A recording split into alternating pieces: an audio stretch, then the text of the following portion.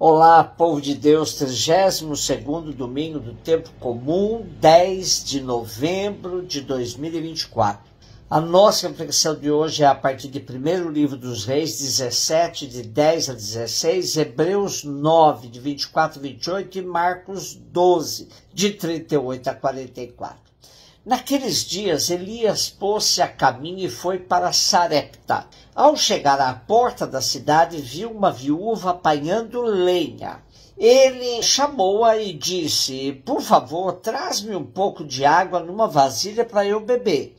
E quando ela ia buscar água, Elias gritou-lhe: "Por favor, traz-me também um pedaço de pão em tua mão." Ela respondeu: "Pela vida do Senhor teu Deus, não tenho pão.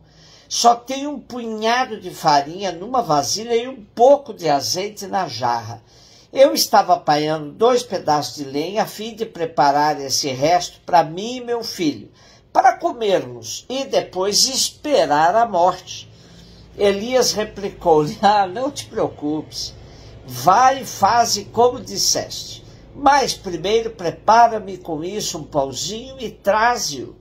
Depois farás o mesmo para ti e teu filho, porque assim fala o Senhor Deus de Israel: a vasilha de farinha não acabará e a jarra de azeite não diminuirá, até o dia em que o Senhor enviar chuva sobre a terra." A mulher foi e fez como Elias lhe tinha dito. Comeram ele, ela e sua casa durante muito tempo. A farinha da vasilha não acabou, nem diminuiu o óleo da jarra, conforme o que o Senhor tinha dito por intermédio de Elias. Encontramos no livro dos Reis um conjunto de tradições ligadas à vida e à ação de uma figura fundamental do profetismo bíblico, o profeta Elias. Essas tradições aparecem de forma intermitente entre 1º livro dos Reis, capítulo 17, versículo 1, e 2º livro dos Reis, capítulo 2, versículo 12. Elias dá voz aos fiéis a Javé, que contestam a política religiosa dos reis de Israel. O ministério profético de Elias desenvolve-se, sobretudo, durante o reinado de Acabe, de 875 a 853 a.C., embora sua voz também se tenha feito ouvir no reinado de Acasias, de 853 a 852, sucessor de Acabe. Elias é um grande defensor da fidelidade a Javé. Ele aparece como representante dos israelitas fiéis que recusavam a coexistência de Javé e de Baal no horizonte da fé de Israel. O ciclo de Elias começa com um anúncio diante do rei Acabe de uma seca que irá atingir Israel. Essa seca é apresentada não tanto como castigo pelos pecados do rei, mas sobretudo como uma forma de mostrar que é Javé e não Baal, o deus cananeu da rainha Jezabel, a esposa fenícia de Acabe, que controla as chuvas. É Elias o verdadeiro senhor da vida que brota cada ano nos campos e nos rebanhos. Fugindo da ira de Acabe, Elias dirige-se para o norte, chega a Sarepta, hoje Saranfande, uma pequena cidade da costa fenícia, a cerca de 15 quilômetros ao sul de Sidom.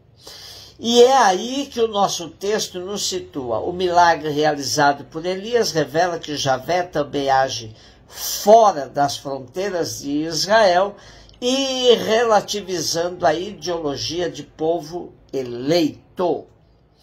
Hebreus 9, 24 e 28. Cristo não entrou num santuário feito por mão humana, imagem do verdadeiro, mas no próprio céu, a fim de comparecer agora na presença de Deus em nosso favor. E não foi para se oferecer a si muitas vezes, como o sumo sacerdote cada ano entra no santuário com sangue alheio, porque se assim fosse, deveria ter sofrido muitas vezes desde a fundação do mundo. Mas foi agora, na plenitude dos tempos, que uma vez por todas ele se manifestou para destruir o pecado pelo sacrifício de si mesmo. O destino de todo homem é morrer uma só vez e depois vem o julgamento. Do mesmo modo também, Cristo oferecido uma vez por todas para tirar os pecados da multidão, aparecerá uma segunda vez fora do pecado para salvar aqueles que o esperam. Depois de estabelecer que o sacerdócio de Cristo não lhe vem da linha levítica, como os sacerdotes do Primeiro Testamento, que pertenciam à tribo sacerdotal de Levi, mas sim de uma ordem mais antiga, a ordem de Melquisedeque, o autor da carta aos Hebreus apresenta Cristo como sacerdote perfeito, que preside a liturgia da nova aliança. Explica em que consiste essa perfeição e quais as suas consequências para a vida dos fiéis. Deixa claro que há uma só vida para todo ser humano, como também o sacrifício de Cristo foi único e suficiente para a salvação da humanidade.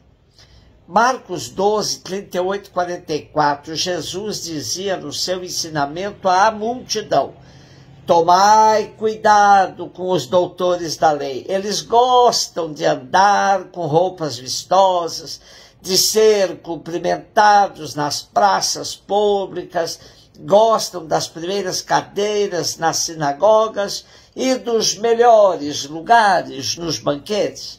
Eles devoram as casas das viúvas, fingindo fazer longas orações. Por isso eles receberão a pior condenação. Jesus estava sentado no templo diante do cofre das esmolas e observava como a multidão depositava suas moedas no cofre.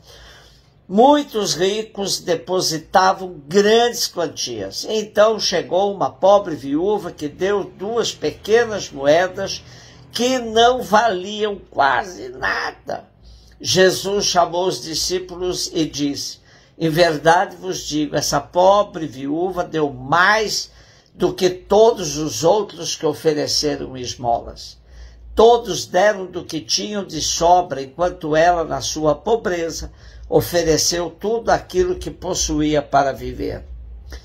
Jesus sempre repudiou a prática religiosa superficial e de aparências, ainda mais a religião praticada com ostentação.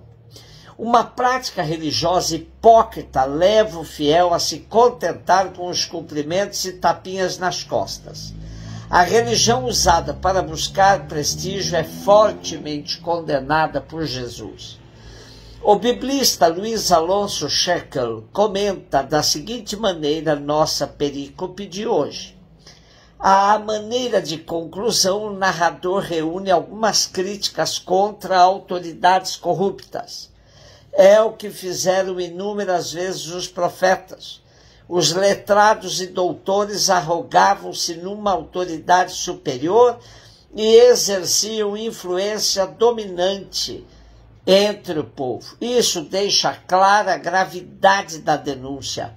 O primeiro ponto da acusação é a vaidade, parente da soberba, sempre presente no ministério dos profetas. O segundo é a exploração de classes indefesas, como das viúvas, sob o pretexto de orações que resultam viciadas. Abusam ao mesmo tempo das viúvas e do culto. Havia gente da religião de Israel que costumava trocar moedas por muitas pequenas, para que ao depositar no cofre do templo provocassem maiores ruídos. Costume ridículo, mas muito comum entre os contemporâneos de Jesus. Ora, uma viúva colocando 2 moedas apenas não faria som algum. Mas foi a sua oferta vista por Jesus e destacada como a oferta mais honesta e sincera. Seu desprendimento total ante a cobiça dos outros, O último lugar ante a busca dos primeiros, seu conceito puro do culto, vivido como sacrifício de pessoa. O contraste é gritante. Dar do que temos e pode nos fazer falta é muito mais nobre do que dar do que nos sobra. Um beijo no seu coração.